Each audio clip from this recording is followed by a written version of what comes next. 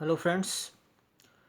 पिछले वीडियो में हमने ग्रामर ट्रांसलेशन मेथड को देखा था and in this video we will study direct method.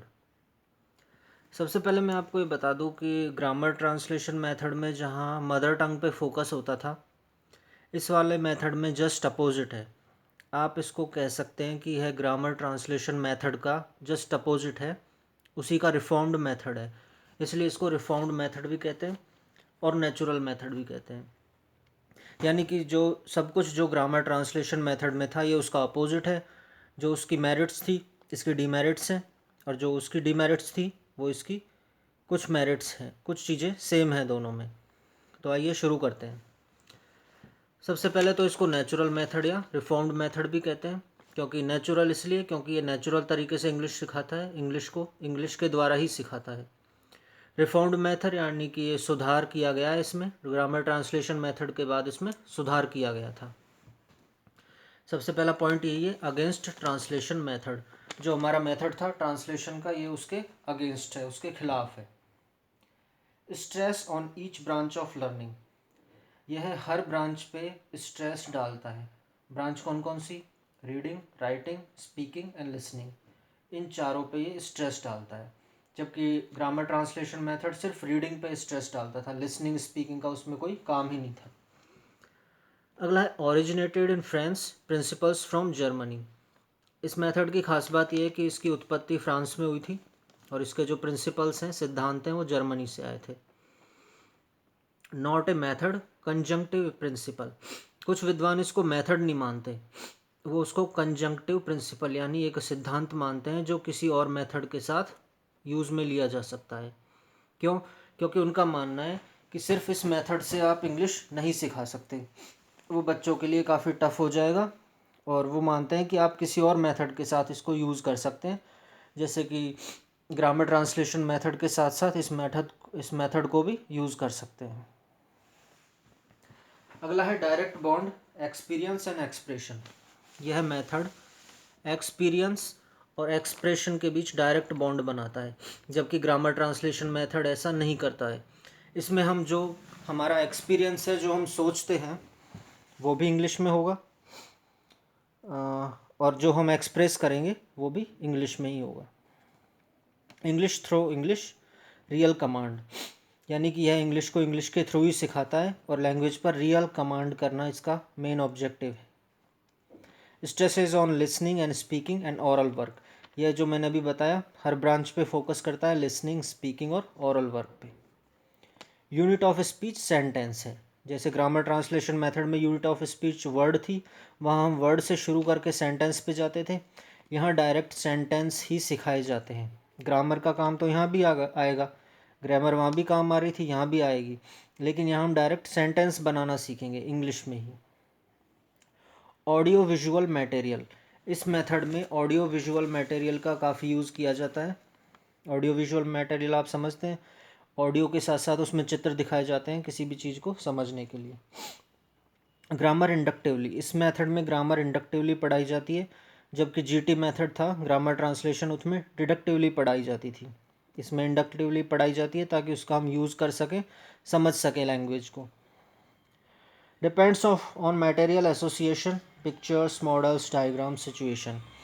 यह इन सभी पर डिपेंड करती है किसी भी सिचुएशन को समझाने के लिए। पिक्चर्स, मॉडल्स, डायग्राम्स, इनके थ्रू हम समझा सकते हैं। No use of mother tongue, सबसे इम्पॉर्टेंट ये है कि इसमें मदर टंग का कोई यूज़ नहीं होगा, सिर्फ इंग्लिश एटमॉस्फेयर होगा। इंग्लिश एटमॉस्फेयर क्रिएट किया जाएगा, इंग्लिश में ही सारे काम होंगे। वोकैब जो इसमें सिखाई जाती है वो सिलेक्शन और ग्रेडेशन से सिखाई जाती है। सिलेक्शन और ग्रेडेशन आप आगे वाले पार्ट्स में बताऊंगा। सिलेक्शन होता है किसी भी चीज़ को किस तरह से सेलेक्ट करना, और ग्रेडेशन उनको अरेंज करना। तो पहले सेलेक्ट की जाती है स्टूडेंट्स को देखते हुए किस तरह के स्टूडेंट्स हैं, और उनको एक निश्चित ऑर्डर में सिखाई जाती है vocabulary. Pronunciation on phonetic lines, इसमें फोनेटिक्स लाइन का भी यूज़ होता है जो जीटी मेथड में नहीं होता, उन्हीं के थ्रू प्रोनाउंसिएशन सिखाया जाता है। More questions by the teacher, और टीचर के द्वारा ज़्यादा क्वेश्चन पूछे जाते हैं। जैसा मैंने बताया था डायरेक्ट ग्रामर ट्रांसलेशन मेथड में स्टूडेंट्स पैसिव लिसनर होते हैं, उनको ज़्यादा करने के लिए कुछ होता नहीं, लेकिन इस मेथड में क्वेश्चन पूछे जाते हैं टीचर के द्वारा ताकि स्टूडेंट भी एक्टिव रहें। अब हम इसकी मेरिट्स देखते हैं। Covers the AIIMS of English teaching. English teaching के जो एम है क्या है कि हम इंग्लिश पे कमांड कर सकें, कम्युनिकेट कर सकें, एक्सप्रेस कर सकें, उनको ये कवर करता है। Language sense is developed. इसमें स्टूडेंट के मन में लैंग्वेज के प्रति जो सेंस होता है, लैंग्वेज की समझ होती है, वो डेवलप होती है। फ्लुएंसी ऑफ स्पीच, स्पीच की फ्लुएंसी होती है, इंग्लिश सीखेगा, बोलेगा, फ्लुएंसी आएगी। Quickest way to learn and expand vocab. Vocab को लर्न करना तो ठीक है, एक्सपेंड करना यानी उसका बाहरी वातावरण में, अन्य परिस्थितियों में यूज़ करना, उसका ये सबसे शॉर्ट तरीका है। यानी कि हम हिंदी में वोकैब सीखते हैं, उसमें हम यूज़ करना नहीं सीखते, लेकिन इस मेथड के द्वारा हम वोकैब को एक्सपेंड करना भी सीखते हैं, उसका बाहर यूज़ करना सीखते हैं। Alertness and activity both teacher and student, यानी कि इसमें टीचर और स्टूडेंट दोनों ही एक्टिव रहते हैं, अलर्ट रहते हैं। ग्रामर ट्रांसलेशन मेथड में स्टूडेंट पैसिव लिसनर होते थे, लेकिन इस मेथड में दोनों ही एक्टिव होंगे, टीचर भी काम करेगा, स्टूडेंट्स भी उसको फॉलो करके एक्सप्रेस करना सीखेंगे। इंटरेस्टिंग है ये मेथड, फुल ऑफ एक्टिविटीज़ है, क्योंकि इसमें मटेरियल एड्स का, ऑडियो विजुअल मेथड का यूज़ किया जाता है और स्टूडेंट्स भी एक्टिव होते हैं, इसलिए ये इंटरेस्टिंग हो जाता है स्टूडेंट्स के लिए। अगला है क्रैमिंग इज़ डिस्करेज्ड। जो जीटी मेथड में था रटना, किसी भी चीज़ को रट रहे थे वोकेबलरी को, वो यहाँ डिस्करेज किया जाता है और मेन फोकस रहता है अंडरस्टैंडिंग पर एंड यूजिंग पर। इम्प्रूवमेंट इन प्रोनाउंसिएशन, ऑब्वियस है, जब हम बोलेंगे तभी तो प्रोनाउंसिएशन इम्प्रूव होगा, तो इस मेथड में हम स्पीकिंग पे फोकस रहता है, तो improvement in pronunciation happens. Passive vocab को एक्टिव वोकैब में बनाया जाता है, यानी जो जीटी मेथड में हम वोकैब सीखते हैं, सिर्फ रटते हैं, उसका यूज़ करना नहीं सीखते, इस मेथड में ऐसा नहीं है। जो पैसिव वोकैब सीखी है उसको एक्टिव वोकैब में बनाया जाता है, उसका यूज़ करना सीखते हैं हम। अब हम इसकी डिमेरिट्स देख लेते हैं। Not a method a principle. P Gurrey and doctor West ये दोनों मानते हैं कि एक मेथड नहीं है, एक प्रिंसिपल है, जो मैंने आपको बताया था कि ये किसी मेथड के साथ ही यूज़ कर सकते हैं, डायरेक्ट पूरी तरह से इस पर डिपेंड नहीं रहा जा सकता। इग्नोर्स रीडिंग एंड राइटिंग, ये इसकी डीमेरिट्स हैं कि ये रीडिंग और राइटिंग को इग्नोर करता है, यानी कि इग्नोर उतना भी नहीं करता, लेकिन मेन फोकस इसका स्पीकिंग और लिसनिंग पे रहता है, इसलिए ये बाद में आते हैं, पिछड़ जाते हैं उनकी तुलना में। कांट टीच एवरी वर्ड, जैसे ये मेरिट थी ग्रामर ट्रांसलेशन मेथड की, यहाँ इसमें डीमेरिट में आ गया कि can't teach every word, her word को हम इंग्लिश में नहीं समझा सकते, जो मैंने पिछले वीडियो में आपको एक्सप्लेन किया था कैसे नहीं समझा सकते। एक बात और, आप ये वीडियो देख रहे हैं, लेकिन इस मेथड को समझने के लिए आपको पहले ग्रामर ट्रांसलेशन मेथड समझना होगा, तो अगर आपने वो वीडियो नहीं देखा है तो I request you to go back and watch that video and subscribe my channel. Grammar not systematically, इसमें ग्रामर सिस्टमेटिकली नहीं समझाई जाती है, जैसा कि ग्रामर ट्रांसलेशन मेथड में होता है। उस मेथड में तो बेस ही ग्रामर होता है, इसमें मेन बेस होता है वोकैब का learning, expansion of vocab and understanding and speaking, ये सारे फीचर्स होते हैं।